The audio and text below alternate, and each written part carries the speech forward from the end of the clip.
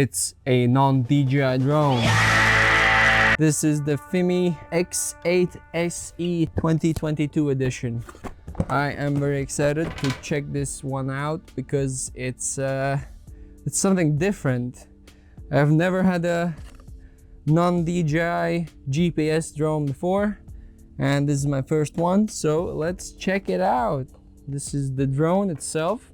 It's actually quite heavy, coming from a DJI Mini 3. The controller though, the controller is very interesting. I'm kind of enjoying the design of it. It's like this, it stretches. You can put in a pretty large tablet here. I'll be putting my phone there. The sticks are here, and yeah, we have a power cable, some propellers, some cables for USB-C, and the one I need, the iPhone cable. Other ones can go wherever. And what is this? Oh wow, it's some sort of a, what? It looks like a speaker. I wonder if I can attach it to the drone. What? I can. It's a speaker? Okay, we'll find that out very shortly. Oh, it has some juice in it. There might be a way that I will be able to fly it now. So this can do HDR video, which sounds amazing. Well, it's quite big actually. It's like the Mavic, sort of like Mavic 2 Pro or the first one. Something in between, very similar in size. It's quite big. So the battery releases like this. Sadly, I don't have an ND filter for it. Let's start the screen recording because I want to show you the app. This is like first for me. It wants to format the card. By the way, capturing with the DJI Action 2, very good camera. If you have a good sound. So format SD card. Yep. Failed to take photo. I did not take a photo. Why do we want to limit the speed? No, we don't want to limit the speed. Limit flight distance. No. Limit flight height. We can leave that one on. Height of return home. Let's put it a little bit higher because trees tend to be. Let's put it to 50. Beginner mode. Limit no. Flight mode. Sport mode, smooth mode, normal mode. Let's put it in normal mode. Precise landing. Okay. In order to accurately, no, leave that off. Sadly, the iPhone screen recording did not record, like it failed to record for some reason. All the information I was going through in the video, it's just lost. Okay, next about tuning sensitivity, brake sensitivity, yaw distance. This is a little bit different. So, all right, spinning, recording, taking off. All right. This is my first flight with this weird drone. I gotta say, it looks quite overexposed right now. So there's a boat. I think I should. It's very weird that my those sticks are so far apart. Feels different, and I can't really say Then the gimbal setting. Do I need to change them? Okay, the propellers are doing the shuttery thing. Let's do some careful flying. Very close to the trees.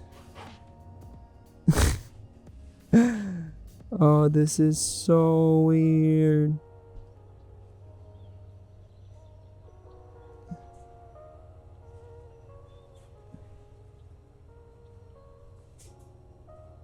Yeah, this is the building where I grew up, as I keep saying in all of my videos. Oh, controlling this drone is... Well, I gotta say, DJI has definitely nailed the controlling of the drones better. Ah, I feel like a beginner now.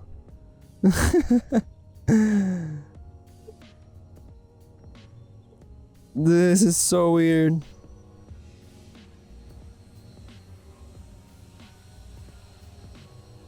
I'm quite daring right now with this drone. I think my main problem is that my fingers are too far apart with it. It just feels weird. Is there a motorboat? No. I guess I can adjust some settings. I will do a full review of this drone, definitely. Because these are just my first impressions, and well, I'm very not used to this. Ooh, sport mode. Alright, let's check it out.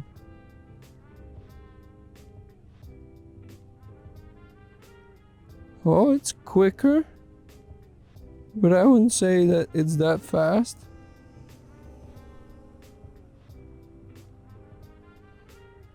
But controlling it is so weird. Oh, the settings are auto now. It's way overexposed. Okay, now it exposed itself. Wow. What an experience. Okay, I'm gonna end this flight right now. Landed. I wonder what's the quality of this video. Alright, by taking a look at the shots I got here, the image quality actually looks quite decent. If I would have ND filters on it, that would reduce those flickering sun lines there. And if I would have like decently set up control settings that I still have to learn how to do, because it's way different than DJI. There were some settings I missed, and I definitely can fine-tune it so that I can fly it smoothly. Day 2 on the Fimi experience, and it's a weird drone. I finally fine-tuned it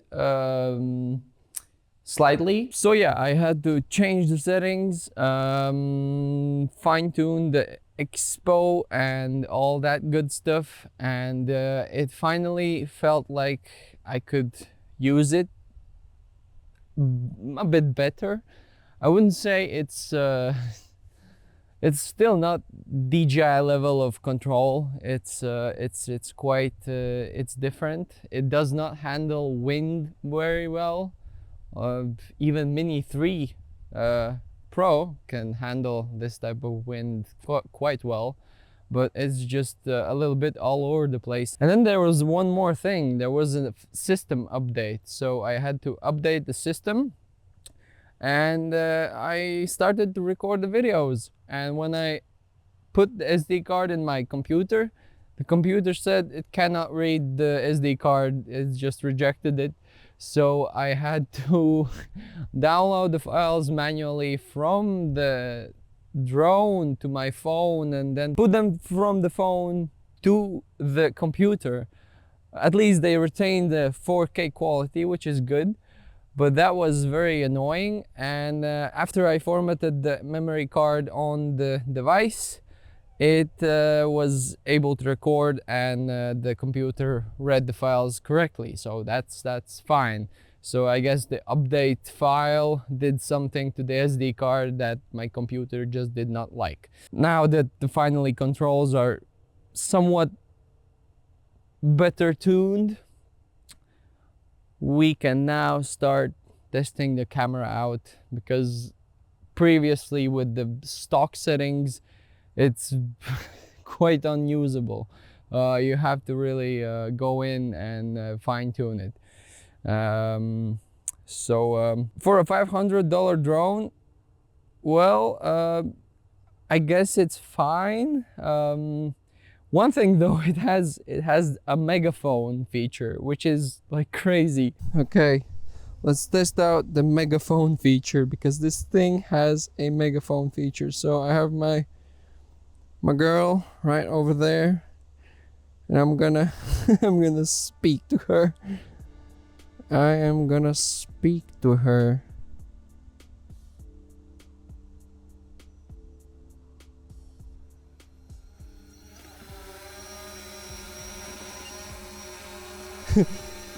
Get over here! The dinner is ready!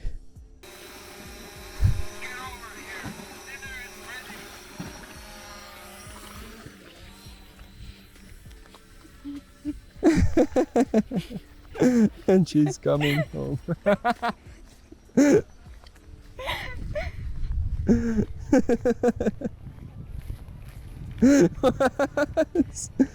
It's a laughing drone! Keeps laughing! Hey, what's up, what's up? As I said before, I have tuned the drone, and we finally have like less wind. Like, there's not a lot of wind now. It's quite windless. So we shall see how this drone performs. The things I don't like about it already, I can say, is that it automatically is always on auto, and whenever I go to video settings, video quality is on medium. I have to switch it to high. I want to see the difference between the regular video and the HDR video, because is there a difference? Auto settings to see how does it do, and metering mode is average. So yeah, I have a feeling that this drone, I'm taking off right now, it's not very stable. I have calibrated everything. I have done everything. But it just does not feel very stable in air. It sometimes does these very weird flicks. So this is regular video. I don't remember what kind of... Okay, and color is general, so basically normal color.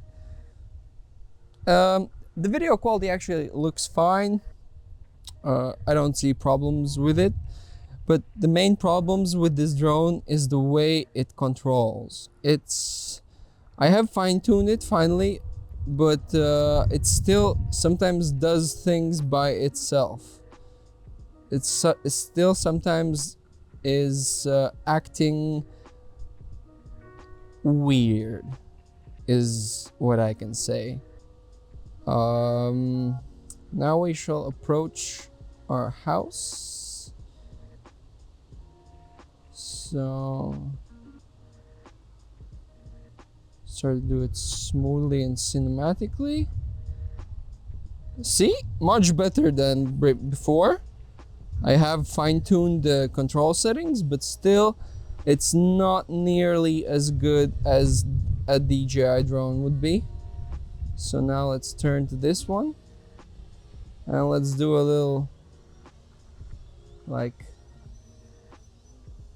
landing type video. Let's switch to HDR and see if there's any difference. Go into the river. Oh, well, hopefully not into the river, just over the river. But can we see any difference? Is there any difference now? Because it's hard to see on the screen, but it seems that it's just the same thing. I don't know. Can you spot the difference? Maybe there's more higher dynamic range. But the distance right now is 500 meters over water. Well, that should be expected. We can do a little range test now, actually, because I'm basically pointing my controller over there, where the drone is, and there's pretty much no obstacles except for one tree. That's fine. Yeah, we can easily go 1 kilometer over the water. So yeah, this river right here is 1 kilometer wide. Let's try to do some cinematic moves. I'm saying try because I already know it's almost impossible. Well, it's not impossible, it's possible. Oh, there's a sailboat. Okay, no, I have to come back and actually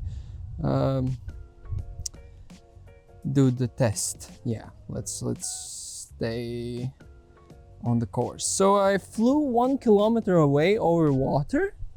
The range was fine, so that's good, I guess. The main thing of a flying camera, of course, is the camera, but if it controls bad, even when you have fine-tuned it like excessively, then there's a problem. But if you're using this drone for photography though, then I guess it's fine, because I use drones for filmmaking, and for me this type of movement that we can see sometimes in some of the shots I have taken is unacceptable, and I know how to control the sticks. I am already used to this wider control. See, it sometimes does move weird, although all the gain and expo is really fine-tuned. Let's see if there's any difference. It might be the wind. It might be the wind, but there's not a lot of wind today. Yeah. Now let's do that other type shot. See, it does these weird flicks, and I was not doing that on the sticks. Sticks. Sort of cinematic, but not at all. Okay, we can go into cine mode. Can I do a proper like house orbit type shot? Still in HDR mode, auto settings, everything, because we're now just checking the controls. Lowering the altitude, tilting up the camera, and flying sideways.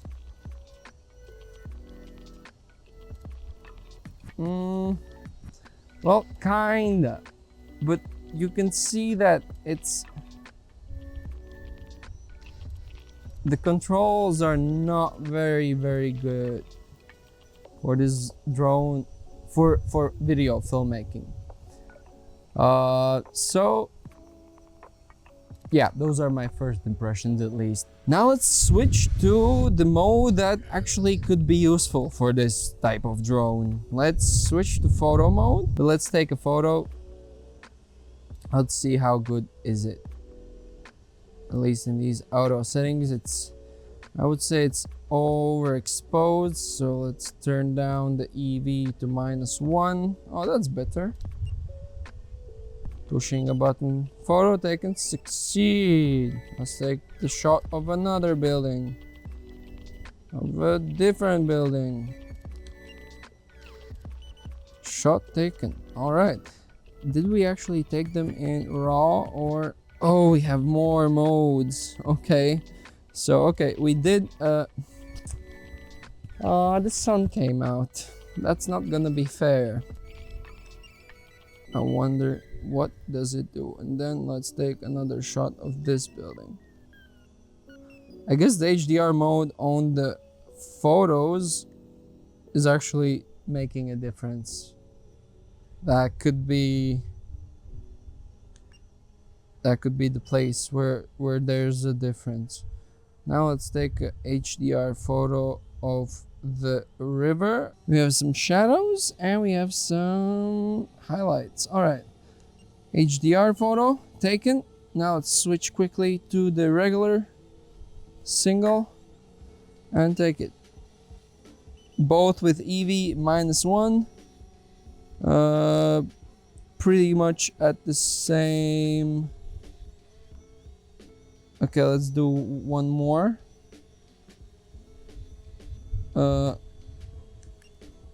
Regular photo. Now let's do a HDR. Did anything change? Now you can see it on the screen. I have no idea, but I will check it out. Okay, I'm low on battery. Okay, let's quickly switch to video mode for just for fun. Let's in the cine mode. I will attempt to fly cinematically again. Let's record it in the HDR and then let's just fly.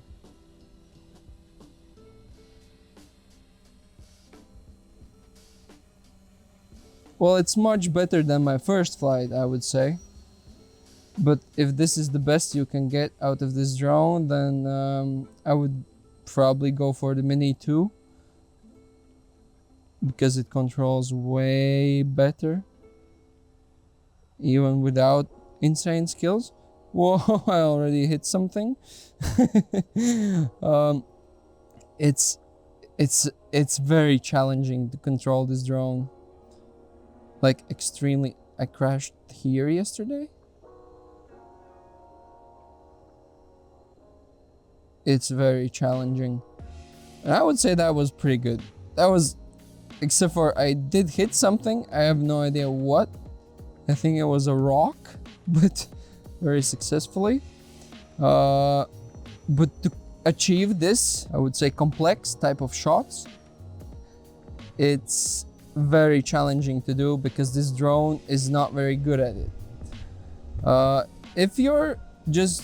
If you need to take photos or something, or if you have to just take some very simple type shots, it's fine.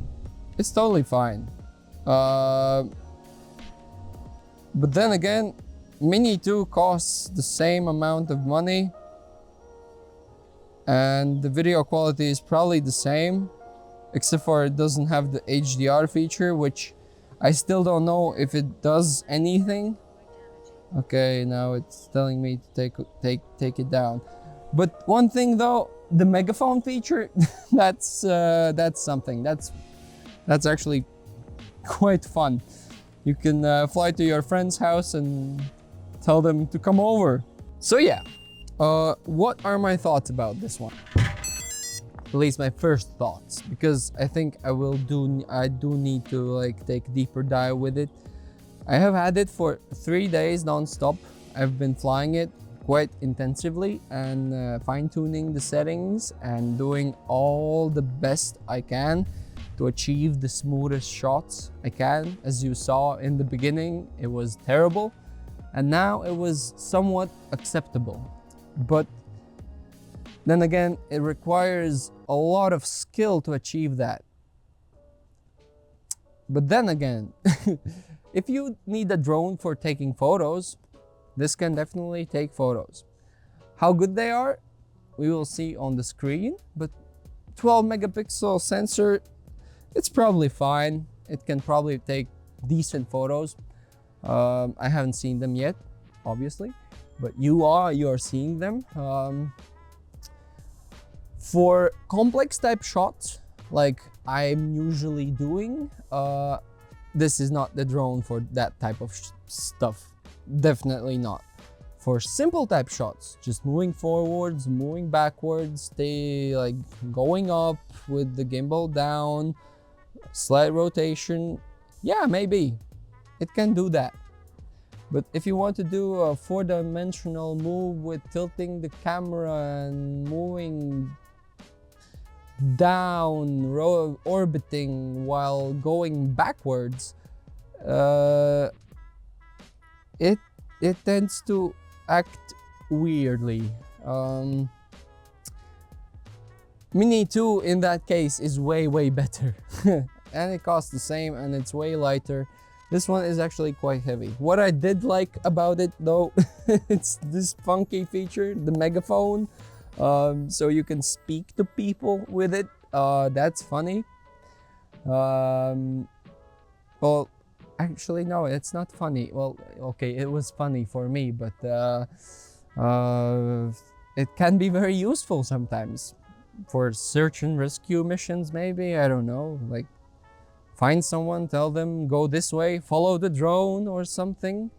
That could be very useful in that type of scenario. But I'm a filmmaker. I don't use that. I wouldn't use that type of a feature, but it's there and I had to test it out and it works fine. Also, text to speech works fine. So that's pretty cool. Well, it's a decent drone. Those are my first impressions. I will still do more flights in the city. I will attempt to get it more like fine-tuned. I don't know what else can I do there, but maybe there is something I can do to fine-tune it more.